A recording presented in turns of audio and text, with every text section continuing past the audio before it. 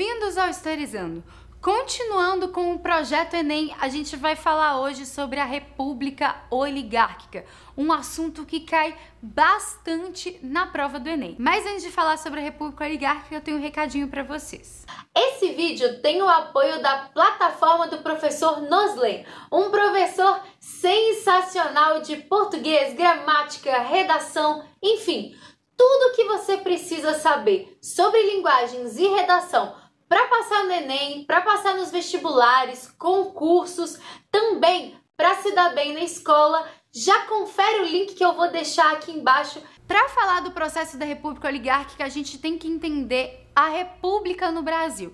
Então, com a proclamação da República com Deodoro da Fonseca, a gente tem chamada a Primeira República, muitas vezes chamado de República Velha. Esse nome República Velha é um nome pejorativo que a galera lá da Era Vargas, então, lá da frente, vai dar para o processo da Primeira República. Isso é chamado de preconceito histórico e existe bastante na prova do Enem discussões sobre isso. Então, eu vou chamar de Primeira República ou a chamada República Oligárquica.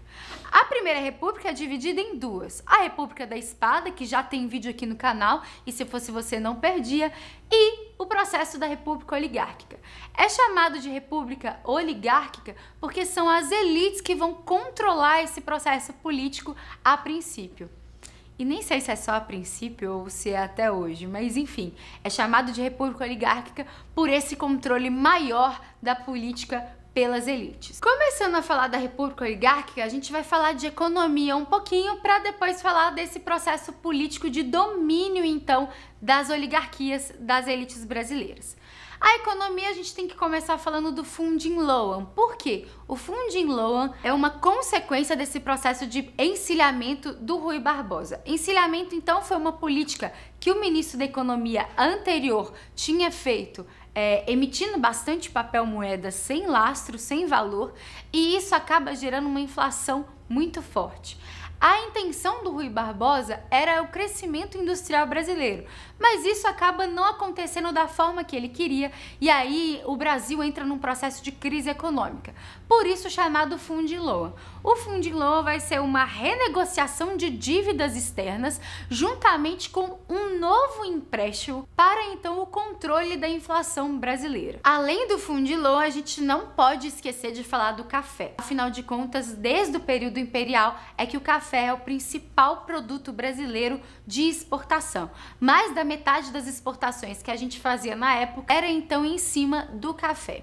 Bom, o problema é que muitas das vezes esses cafeicultores, por então exportar bastante, investia cada vez mais o lucro no café, gerando muitas das vezes crises de superprodução. Por quê? Você tinha muito café em estoque e por isso o preço desse café acabava caindo. Assim, o governo, em 1906, vai tomar uma medida chamada Convênio de Taubaté. Vão se reunir os governos de Minas Gerais, São Paulo e Rio de Janeiro. Então, essa união vai acabar comprando o café excedente e destruindo o café excedente, para então a tentativa de controle dos preços. O que é meio complicado de entender é que o governo estava, então, através do dinheiro público, fazendo algo para o bem privado. Por isso, essa valorização artificial ficou mal vista por muitos, porque o dinheiro público era usado para o bem privado, que era a exportação de café. Nós temos também mais dois outros processos que vão auxiliar nessa crise do café, que seria a Primeira Guerra Mundial e a crise de 29, já que a gente exportava muito café e o café não é um bem de primeira necessidade. Eu sei que para muita gente é, tá? Mas de uma forma geral não é. E assim, devido a tanto a Primeira Guerra Mundial, problemas externos, quanto a crise de 29, que os Estados Unidos inclusive eram um dos maiores compradores de café do Brasil, é que nesses dois períodos a gente vai ter um problema também com a crise do café. Falando em Primeira Guerra Mundial, a gente pode falar do processo de indústria no Brasil. A gente só tem uma industrialização de fato no Brasil na Era Vargas.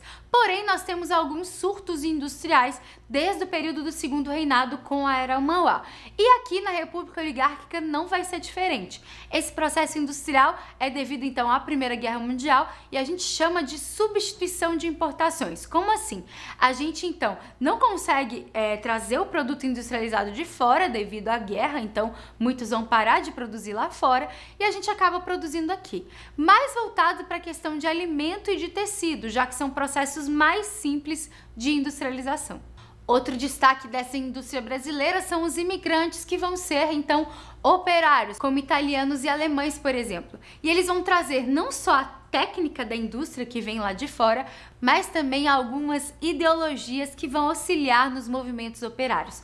Se você quer entender, já tem curto historizando aqui sobre o movimento operário, então aconselho você a assistir. Falando ainda de economia, a gente tem o destaque da borracha. Então, para o final do século XIX e início do século XX, a borracha vai ter um grande destaque na região norte do país.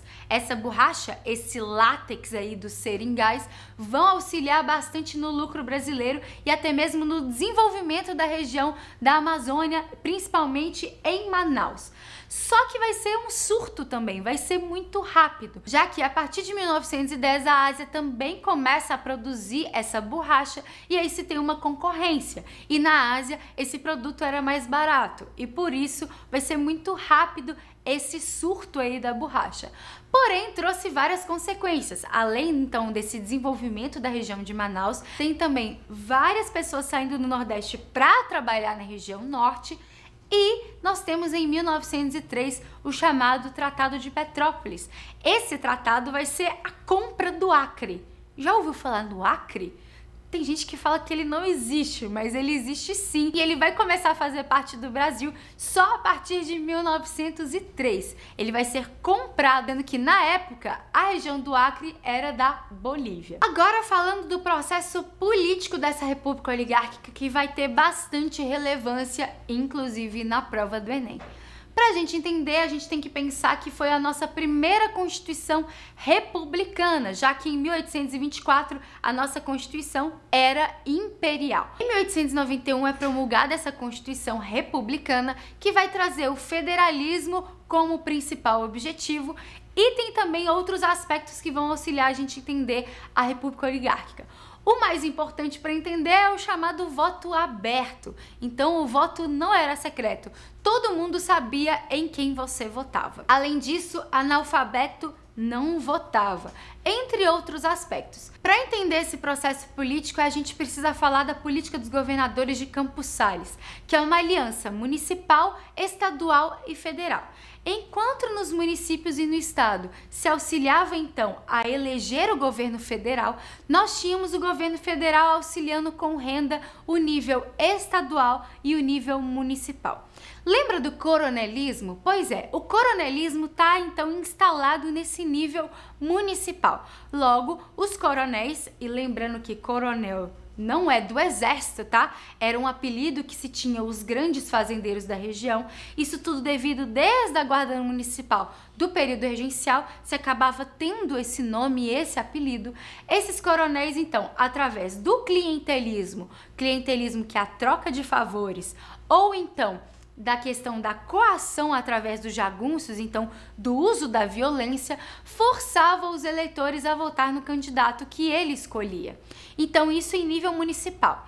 Em nível estadual, isso também acontecia, dessa questão da manipulação dos votos, para chegar no nível federal e ter o resultado que o nível municipal e estadual queriam. Assim, no nível federal, ajudavam justamente esses estados que auxiliaram na eleição para ganhar esse nível federal. Para entender melhor, é só pensar na política do café com leite. Entre, então, Minas Gerais e São Paulo, essas oligarquias tinham o maior número de votos, porque tanto o estado de Minas Gerais quanto o estado de São Paulo têm uma maior máquina eleitoral. Assim, esses dois estados se uniam para sempre ter o resultado que eles queriam nas urnas. Então, para parar para pensar, nem tanto em nível municipal, quanto estadual, quanto federal, se tinha essa manipulação dos votos e da eleição. Tudo isso, então, vai gerar o chamado voto de cabresto. Você já viu essa charge aqui? Pois é, O voto de cabresto, então, é esse voto manipulado de alguma forma. Existia também uma comissão verificadora dos poderes e essa comissão acabava então fraudulando as eleições. E gente, fraudular as eleições naquela época era muito mais simples do que hoje.